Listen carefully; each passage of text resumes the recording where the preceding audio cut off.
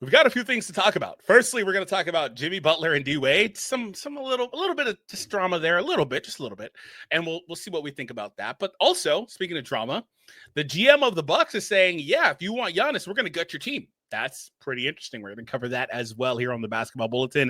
Make sure you watch the entire video. We greatly appreciate it if you do. Even if it means you got to leave it playing in the background, it does help the channel because minutes is how YouTube ranks content. So thank you. That being said, let's dive into the D-Wade, Jimmy Butler stuff first. So I quote, "You're getting $60 million. This ain't working. He won't look at the basket. I've seen this in a Heat jersey. I need to see what you'll do in every moment." We're going to watch this video here, but I want to just kind of briefly pull up Jimmy Butler's game log towards the end of the season, most importantly, and then into the playoffs. Now, in aggregate, he was great, I think, for Golden State. Post-trade, all that stuff. They really went on a run. Were I believe, the best or second best defense in that stretch. They were really good, right? However, he did start to wear down towards the end of the season, and I believe he even suffered an injury in one of these last few games or into the first round as well. Now, when we get into the first round, yeah, I'm pretty sure this is the game where he got injured. 8 minutes in game 2 here against Houston. He had 3 points in 8 minutes. So, like, when we get into the first round, the production is kind of spotty. 25 points, 3 points, 27 points, 8 points, 27 points, 20 points. And then we move into the next round here, where the production is a little bit less spotty, but this is where Steph goes down, and you need Jimmy to really be that guy and show why he's making $60 million and be that other superstar on this team. And we've talked about the mythological being of playoff Jimmy year in and year out. And well, here's what we got from Jimmy in that same stretch. And this is where I'm pretty sure D-Wade is mostly critical. In the first game where Steph was there, 20 points, 7 for 20 shooting. Okay. Game 2, they do lose, and 17 points. Game 3, right? Game 3 was a very pivotal game. He put up 33 points. That's his best performance in the entire postseason.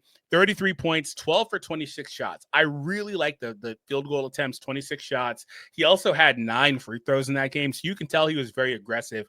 And the last couple of games where they needed more performances like that, he didn't have it in him to do it. Now, again, some of that could just be chalked up as injury, but regardless, he's getting older. He's not going to be able to stay fully healthy, and that is a thing that I'm sure that the Warriors had to consider when making this trade. They went all in on this timeline for the couple of years that they have it with, him, Dre, Steph.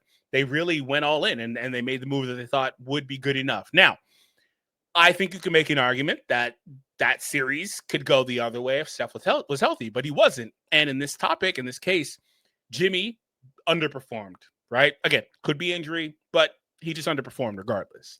And so I think that's why D-Wade is talking the way that he is. Let's go ahead and watch the video.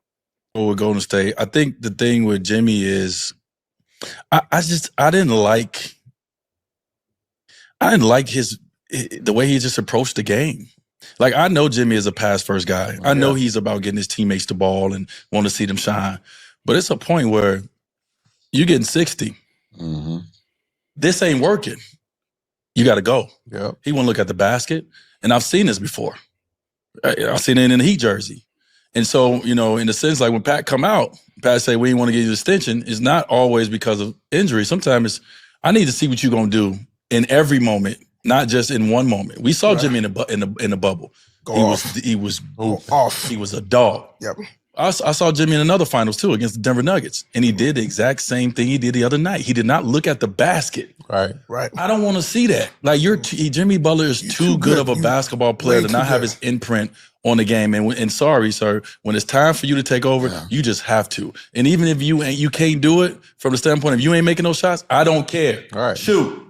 Yeah. Go to hell, ball. It's bad offense if you're not shooting. To getting too close in that paint and not putting that ball up to that basket, that's bad offense when your team needs you to do it. Now, he does a great job of getting in there and getting his guys shots. But it's times where your guys have done all they can do, and you the guy. Right. You're Batman because Robin is out. I mean, you're Robin because Batman is whatever the hell. We get you. We got it. It's your moment. Yeah, it's your moment. Yeah. And that for me was the moment that I was looking for Jimmy to show why they made that trade for him. At home, this may be it for the year. We don't know. At home, Jimmy, I need to see it. And so, man, what's up? So, yeah, Jimmy did not perform the way that they would have liked, right? And we've already kind of highlighted that. And he did reference that series against Denver where, and I'm not really going to talk about the Heat series, or excuse me, the Lakers series in the finals, because there was one game in particular where he just flat out won that game. Him and LeBron were going blow for blow, and it's the one where you've got the iconic image of Jimmy where he's just hunched over. He's like, I can't do this. I don't know how that guy does it, man. They were going blow for blow in that game, and Jimmy wound up winning that game, right? So ultimately, though, he's done a great job, and he is somebody that has a very well-rounded game. He'll get you the assists. He'll get you the rebounds, at least a decent amount, 5 of them or so. Here's a look at that final series against Denver, though, where they lost that series, of course. And you can see some of the passiveness in his game there. And then right there, you see the 14 field goal attempts, 13, 7, and 7. Just kind of didn't really have it in that first game. The final game, 21, 3, 5, 3. Like, he was kind of all over the place. Took 18 shots, 5 for 18. Didn't really get it going. Had the 3 ball a little bit in that game. But you just don't see, sometimes anyway, from Jimmy what you want to see, where he's going to put up 25, 27, 28 points. It's on a per series basis. And Jimmy, I think, is interesting to talk about because he has some of those highlight moments. He's got signature moments where he's done things, right? Particularly in the playoffs over the last few years. You don't just get a playoff Jimmy moniker out of nowhere. It's just, I think that he's also had some of these performances like this because he's not your typical 1A guy, right? And I think that's what it all boils down to. Remember, Jimmy was a defensive player initially, very similar to Kawhi, where they just developed into such well-rounded players ultimately, right? And then Kawhi's obviously better and has been better historically, but that's my point. All right, so moving over to the Bucks piece of things. So Bucks GM John Horst is going to go for blood and prefers to gut the team he trades Giannis to if the star requests a trade. So I got to say, I just want to ask you, is this the right thought process? Is this what they should be going for? Now, to answer my own question, organizationally, I fully understand it. And I think this is the right thought process. Why? Because you need to get back any and everything you can get back in a trade for freaking Giannis Antetokumpo. You need to get back literally everything that you can get. And there should be nothing off the table. You need to try to get whatever you can because, firstly, you're not going to get another Giannis back. You're probably not going to draft another Giannis again either. It's just not going to happen, right? So you need to get everything. If he wants a trade, and we're going to find out really soon how this goes, you need to get everything. Organizationally, perfect. That is the right decision to make. You need to, again, get everything that you can for Giannis. I want to actually pull up his contract situation because I think he's actually got a couple years under control as well. So that's another element to this too, is that if Giannis is under team control for the next couple of years, that really hampers. Yeah, exactly. He is. So that really hampers the leverage that he would potentially have here because they don't really have to capitulate to any sort of request that he has. Firstly, they could just say, yeah, sorry, we didn't find something we liked. We're going to take our time with this. We'll ultimately decide. But until then, we're going to run things back, see what we can do and go from there. That would also be a smart decision if something you want isn't available from the jump. Now, teams don't typically operate that way. However, I would like to say that a lot of times when these guys get traded, it's because they're in the last year of their deal and they've got full flexibility and leverage to say, oh, I don't want to go here. I'm going to, if you trade for me, incoming team, if you trade for me, I'm not going to resign with you. And like, they're in a completely different situation than Giannis is in. However, the alternative to that is that Giannis is a champion for Milwaukee, of course, of all places, Milwaukee. He won a championship there. He's the finals MVP. They've gotten a good number of years out of him up to this point. Good number of MVP caliber years for him. He is a freaking MVP, finals MVP, DPOY, first team All-NBA, all this stuff, right? Like, he's super decorated. So you would think that while he may not want to stay there anymore, you would think that they would say, okay, well, you're our guy. You did all these things for us in your time. Where do you want to go? We'll make it happen. Now, there is a middle ground to that. That doesn't mean that you don't get back the best that you can, but I think within reason, teams typically say, all right, well, we'll try to make things work here, and we'll maybe get another team involved so we can get the assets that we need and keep things going the way we want, to where we still can trigger a rebuild, or we can still trigger a pivot. You need to rebuild if you're the Bucks, by the way. And we won't ask for too much, right? So when you say gut the team, like, to me, let's say he wants to go to San Antonio. To me, that sounds like it's like, okay, well, yeah, we'll send you to San Antonio.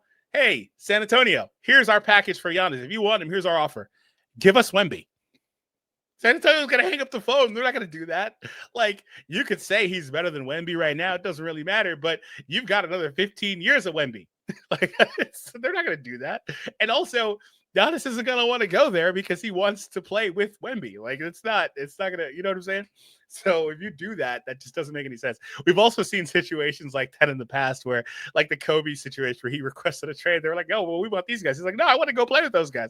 Ultimately, nothing happened, of course, but we've seen situations like that in the past too.